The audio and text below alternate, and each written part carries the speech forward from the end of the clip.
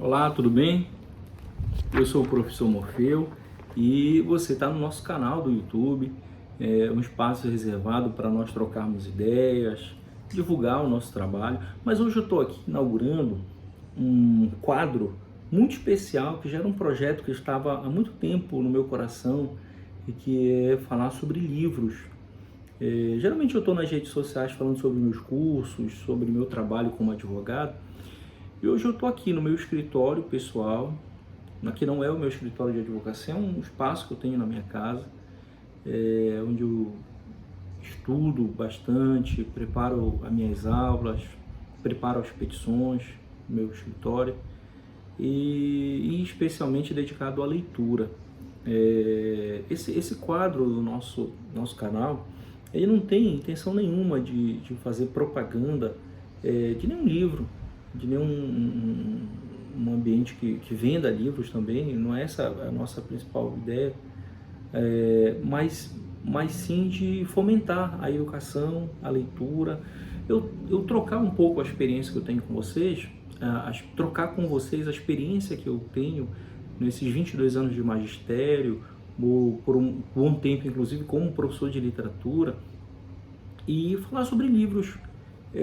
E se isso te interessar, acompanhe, siga, né? Compartilhe esse vídeo, deixe nos comentários se você tem algum livro que você quer que eu comente, né? E eu tenho vários já em mente para fazer aqui no nosso quadro, que eu ainda estou procurando até um nome para esse quadro. Se você quiser deixar sugestões, deixe aí.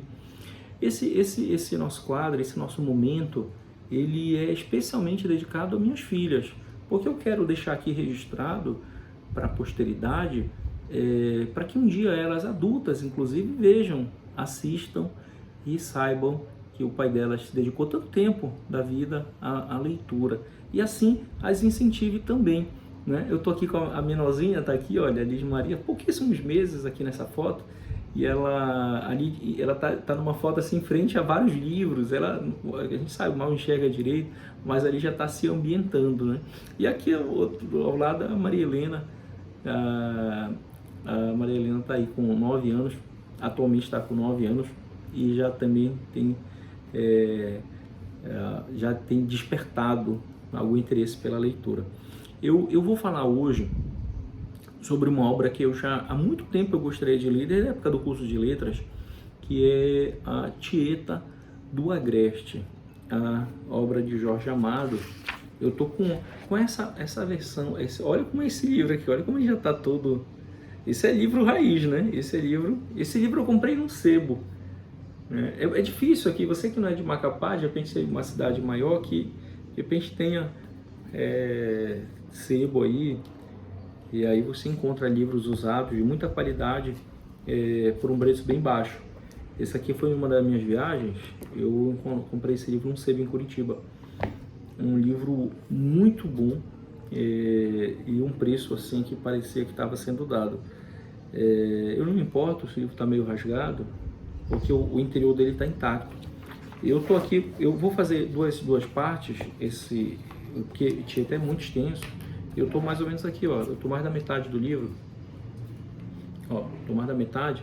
Então eu vou fazer a primeira parte desse vídeo até onde eu li, porque eu quero ser muito fiel aos comentários que eu vou fazer.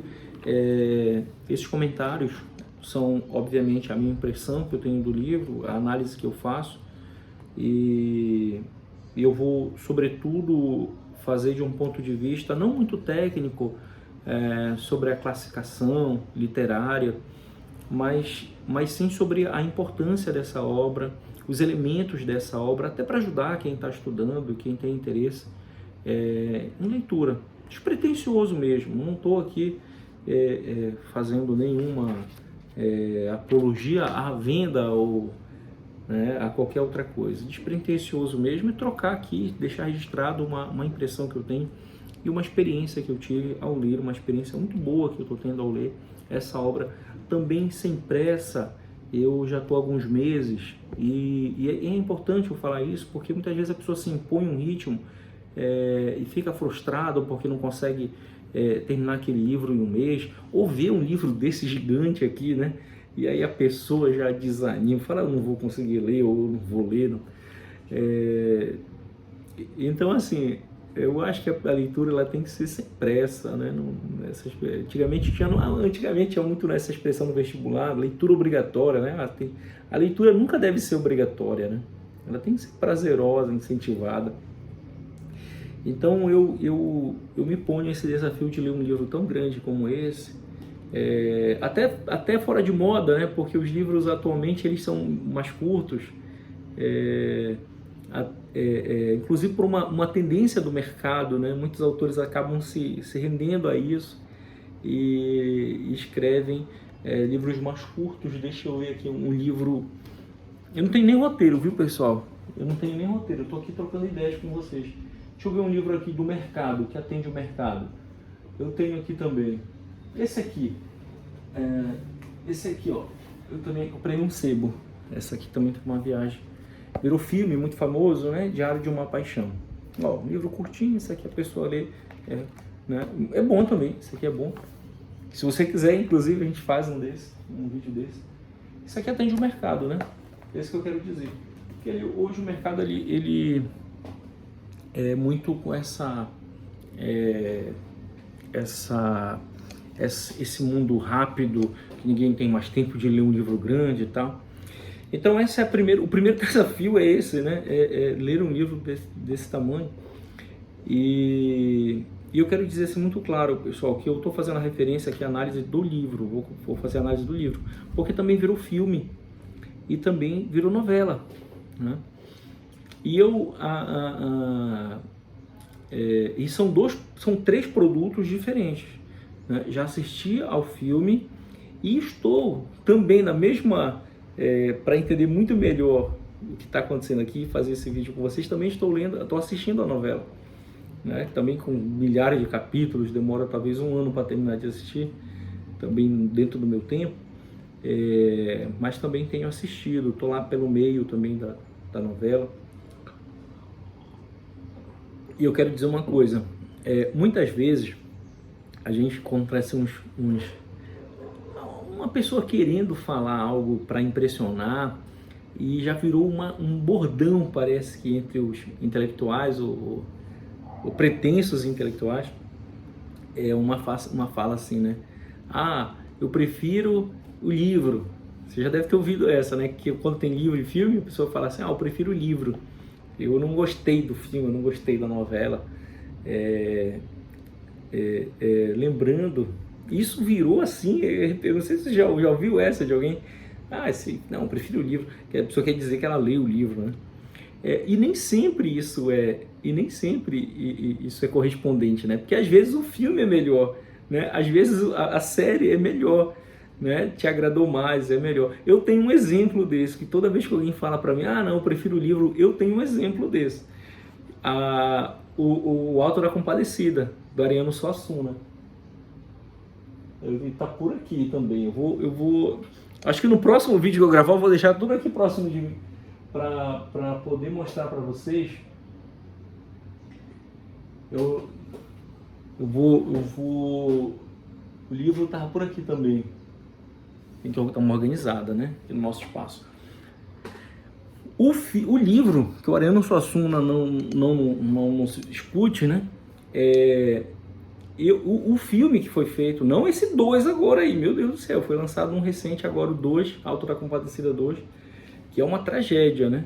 Não aquela tragédia grega, mas é uma tragédia sob o ponto de vista literário e quanto à obra, a grandiosidade dessa obra, né? Não deveria nem ter saído, essa é a minha modesta opinião, né? Acabaram com a obra no 2, mas aquele primeiro lá do Ariano Suassuna, aquele do Matheus Mastroianni com Celton Mello, o Alto da Compadecida, eu acho que é do ano de 2000 por aí, né? Um pouquinho antes. Aquilo ali é uma obra-prima. Aquele filme que virou uma série também, né? Fizeram cortar o filme, né? Para virar uma minissérie. Aquilo ali é uma obra-prima, melhor que o livro. Olha por que eu estou citando isso. Estou falando melhor que o livro. Aquela obra, e essa é a minha opinião, não sei se você... Por que você fala, mas professor, como é que fica melhor que o livro? É porque muitas vezes, como é uma adaptação, colocam-se personagens que não tem no livro, né? Ou tira um do livro e tal, que fica bem melhor. E foi o que aconteceu. O filme ficou muito melhor do que o livro. Muito melhor. Tem personagens ali no filme que não há no livro, né? Então eu recomendo, né, assistir ao filme também, né? Se você só lê o livro, né, do Ariano Suassuna. Se você quiser um comentário específico sobre, você deixa aqui embaixo. Se você quiser um vídeo específico sobre a vida e a obra do Ariano Suassuna, deixa aqui. Eu falo sobre o Auto da Compadecida e outros. Mas quero falar para você sobre o livro Tieta, que também virou novela, também virou filme, mas que a novela para o livro, ela é muito diferente. Muito diferente. E aí eu fico com o livro, né? O livro, ele é uma obra-prima. O livro né, por exemplo, aí, vamos pontuar aqui. Eu fiz alguns apontamentos, mas depois eu faço. Esse é um primeiro vídeo, eu vou fazer em 2 etapas. Esse é muito introdutório, até para você conhecer o projeto. É um projeto piloto, né? O que eu vejo assim? Tiraram personagens para que a obra ficasse mais em comparação à novela. Eu vou fazer muito a comparação com a novela, porque o filme ele é mais fiel ao livro, o filme. Mas eu vou fazer alguns comentários em relação à novela para você entender, mas eu vou me dedicar à impressão do livro. O que eu vejo a novela? Vou falar primeiro da novela. A novela é cheia de clichê de novela, é cheia de piadinha de novela, né, que muitas não tem nada a ver, não tem no livro. Né? Muitas histórias ali que acontecem acabam dando muita ênfase a passagens do livro tão rápidas. Eu entendo que é para atender um determinado público, né? Então, assim, eu não estou dizendo a novela do Ariano Suassuna, eu fui taxativo, né? Eu preferi o filme, né? Eu entendo, em relação à novela, que tem um público determinado específico, né? Um público determinado, um público específico, que para atender aquele produto, né? Então foram feitas várias adaptações com o objetivo unicamente de ser vendável, né? Engraçado e tal. Agora a obra ela é muito mais profunda. A discussão aqui nessa obra ela é muito mais profunda e não se resume a uma relação entre uma tia e um sobrinho, um seminarista, né? Entre a Tieta e o Ricardo. O Ricardo, filho de Perpétua, a irmã da Tieta, né? A Tieta, claro que a gente, quando faz um comentário, a gente vai dando spoilers sobre a obra, né? A Tieta foi execrada da cidade dela, apauladas pelo pai dela, o Zé Esteves, né? Por ela ter uma vida sexual muito libertária, muito libertina também, né? E aquilo era extremamente, numa sociedade extremamente, numa família que ela tinha um pai muito autoritário, machista, né? E a Perpétua ali, a irmã dela, né? Que havia uma certa inveja daquele comportamento dela. Então, assim, ela teve muitas dificuldades. Ela era muito ativa, muito bonita, né? Despertava os interesses dos homens, sobretudo os homens mais velhos, que era a preferência dela. E isso é muito importante, que o autor deixa claro que ela muito nova, despertava os interesses dos homens mais velhos, e ela tinha como público-alvo, né, nas suas relações, os homens mais velhos. Ela nunca tinha se relacionado com o mais novo. E depois, num outro momento, ela está vivendo uma relação com o Ricardo, muito mais novo, obviamente. Então ela é expulsa da casa dela, humilhada em praça pública. Eles moram numa cidade chamada Santana do Agreste, uma cidade fictícia, que é próximo a uma praia chamada Mangue Seco, na Bahia. A praia existe, né? Mangue Seco existe. mas o Jorge Amado ali, ele criou uma cidade,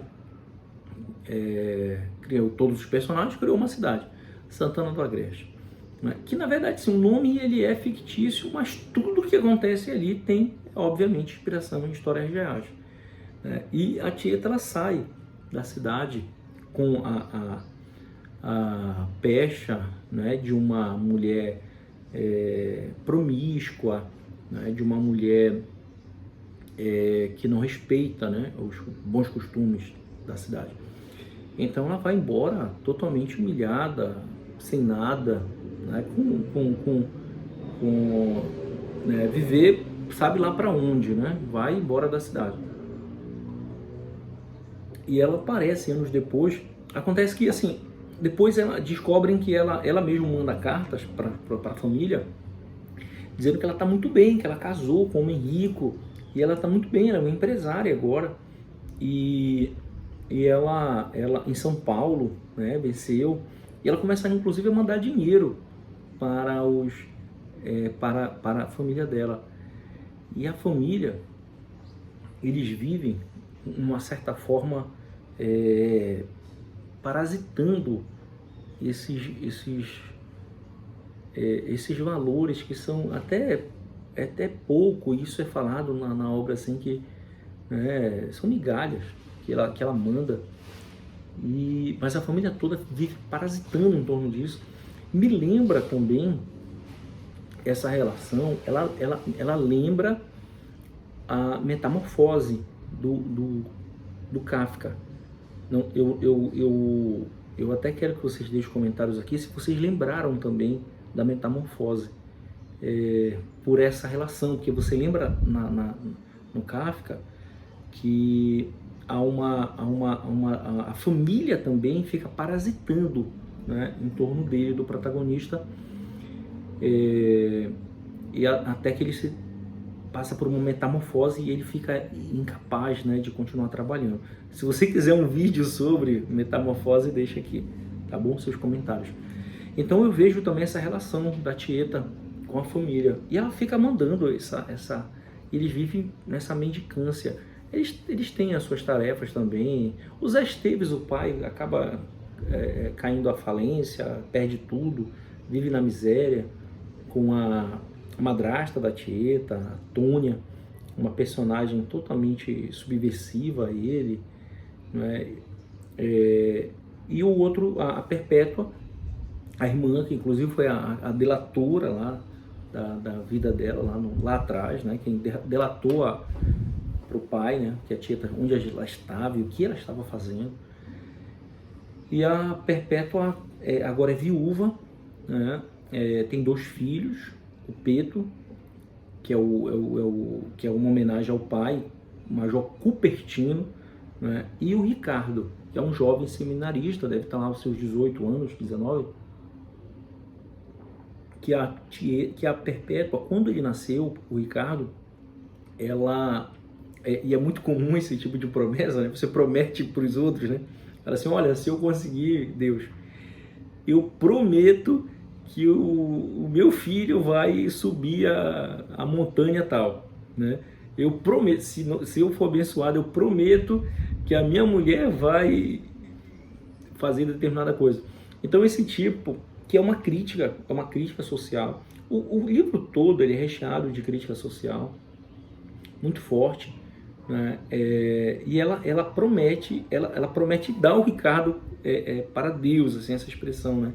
Destinar a vida dele a vida de celibato, de seguir a Igreja Católica, né? A doutrina, e virar padre, né? E seguir a vida de padre.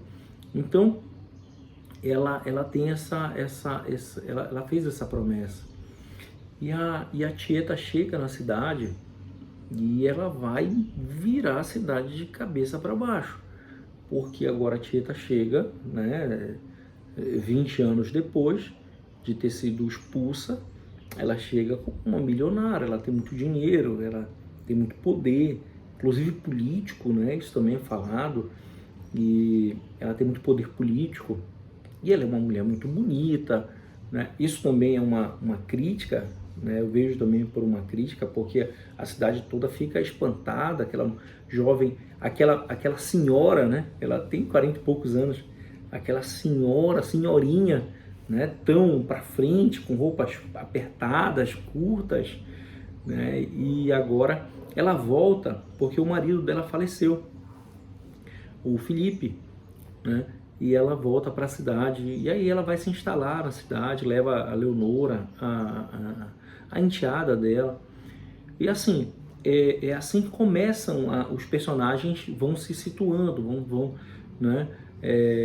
Como foi que a Tieta fez fortuna lá em São Paulo? Né? Leonora, como é que conheceu Tieta?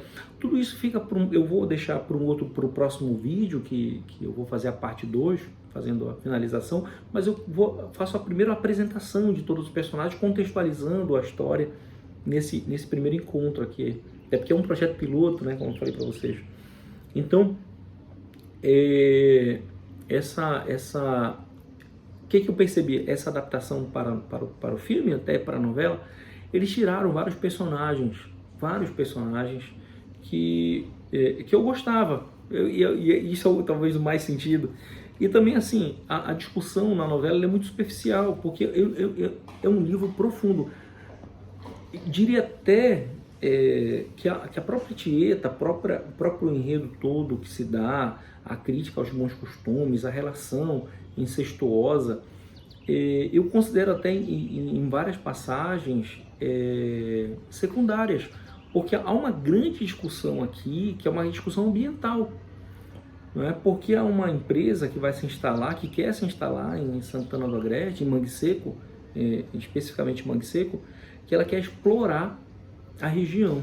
Então, assim, e o Ascânio Trindade, eu não tinha falado ainda dele, mas o Ascânio é um dos personagens principais, porque ele é o prefeito da cidade.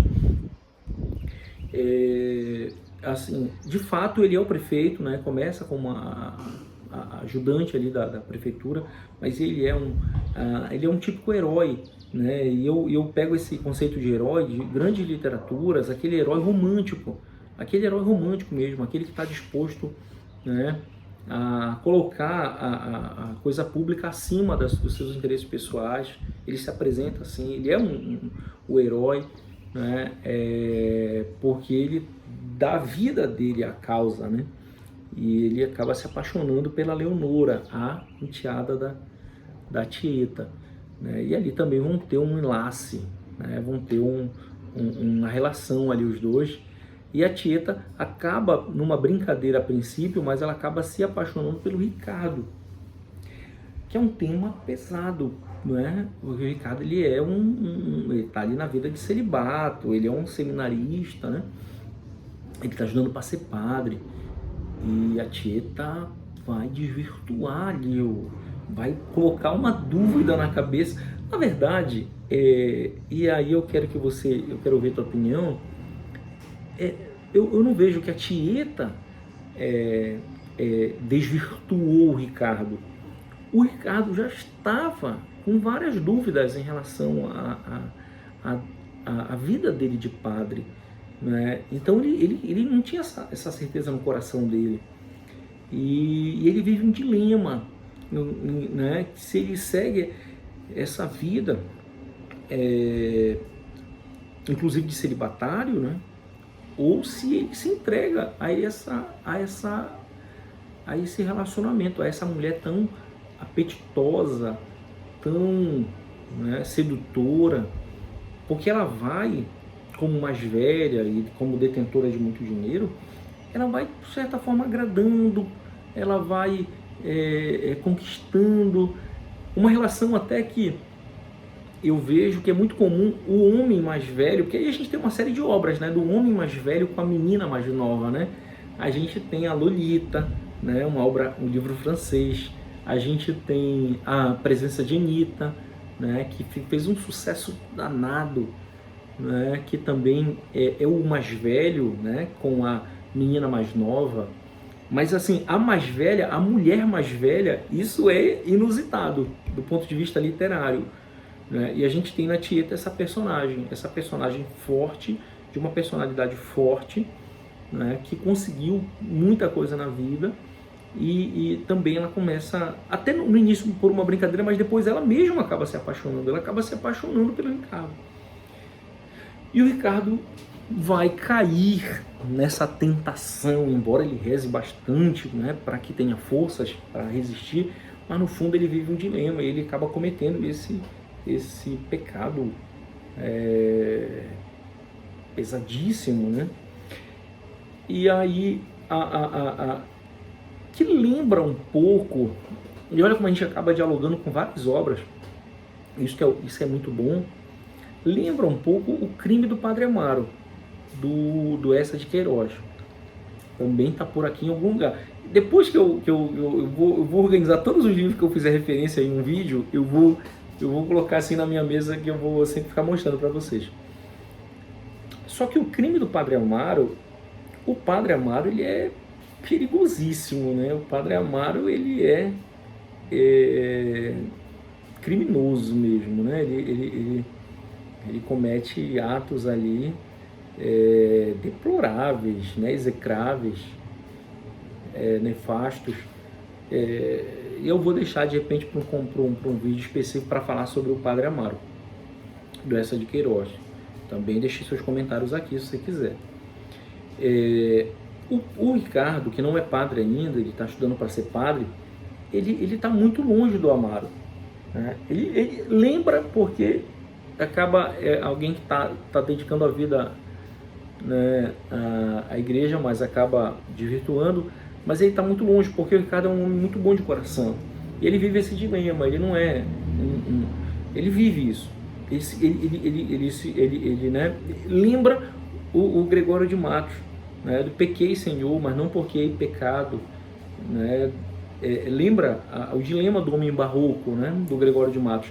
Inclusive, para mim é o personagem da obra de Tieta que mais fez falta, que é o poeta Barbosa de Matos, na obra da Tieta, o poeta Barbosa de Matos, que é uma homenagem, claro, ao Gregório de Matos, ao grande poeta barroco, baiano, né, que foi um crítico social muito forte, né, um dos primeiros, talvez não o primeiro, mas um dos maiores, né, ali logo nos escritores do Brasil, um dos primeiros escritores do Brasil, que a gente está ali no século XVI.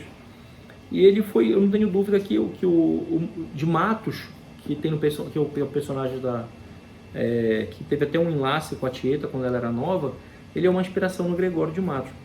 E ele saiu, ele não aparece no filme. Eu acho que não consideraram tão importante a participação dele, né? Ele não aparece na novela, né? Mas ele está aqui na obra, está aqui no livro. E assim, a cidade toda vai se voltar a tudo que a Tieta faz, né? E o Jorge Amado vai, a cada avançar da obra, vai trazendo uma série de críticas sociais. Esse é um livro com forte crítica social, né?